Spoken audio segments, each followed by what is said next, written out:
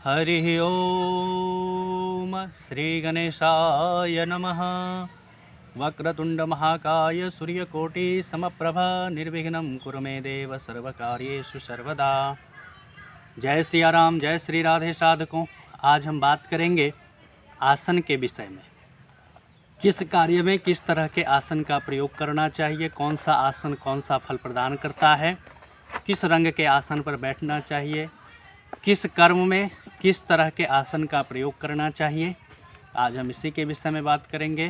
तो आज आसन का विषय मुख्य रहेगा। आप हमारे चैनल राहुल मिश्रा भक्ति पथ के नाम से हमारा चैनल यूट्यूब चलता है।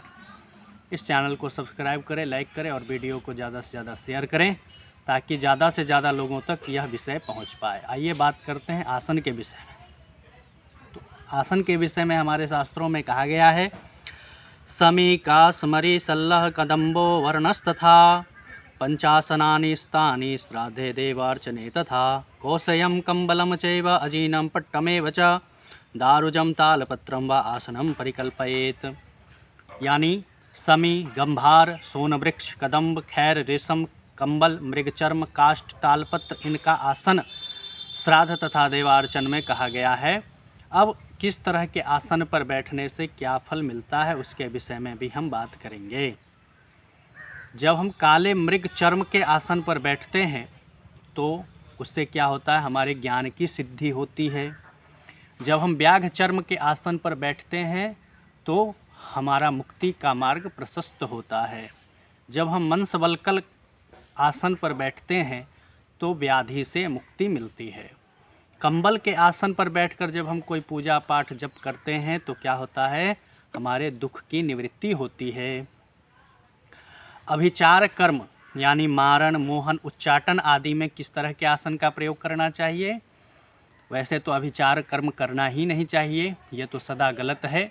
वैष्णवों को तो सदा इनसे दूर रहना चाहिए, लेकिन फिर भी आसन का प्रयोग किस तरह से करना चाहिए उस पर हम बात कर लेंगे। इससे आप दूर ही रहें तो ज़्यादा बढ़िया है। अभिचार कर्म यानी मारण, मोहन, उच्चाटन आदि में नीले रंग के आसन का प्रयोग करना चाहिए। किसी को बस में करना हो तो लाल आसन पर बैठकर हम जप करेंगे, पूजन करेंगे तो उस व्यक्ति को हम जल्दी वश में कर पाएंगे। ग्रह पीड़ा, महामारी आदि शांति के निवृत्ति के लिए कंबल का आसन श्रेष्ठ माना गया है। किसी ग्रह का जाप करवा रहे हों, महामारी आदि की शांति के लिए जाप करवा रहे हों तो उसमें कंबल का आसन ही श्रेष्ठ कहा गया है।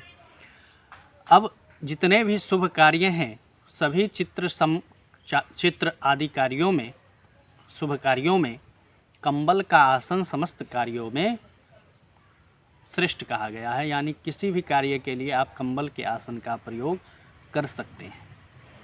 बांस के आसन पर बैठकर यदि हम जाप करते हैं, पूजन करते हैं तो क्या होता है, दरिद्रता हमारे घर में आती है।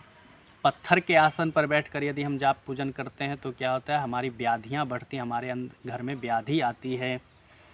अगर हम भूमि पर बैठकर जप करते हैं तो क्या होता है, दुख आता है हमारे घर में। इसलिए कभी भी भूमि पर बैठकर बिना आसन के जप पूजन नहीं करना चाहिए।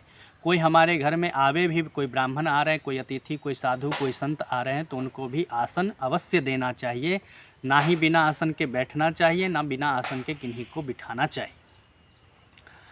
छिद्र वाले काठ पर बैठकर यदि हम जप करते हैं, पूजन करते हैं तो क्या होता है, हमारा दुर्भाग्य बढ़ता है।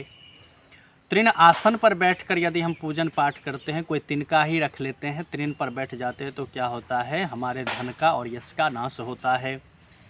पल्लव आसन पर बैठकर यदि हम पूजन पाठ करते हैं, जप करते हैं, कोई पत्ता बिछाकर बैठ गए तो क्या होता है, हमारा चित्त भ्रमित हो जाता है।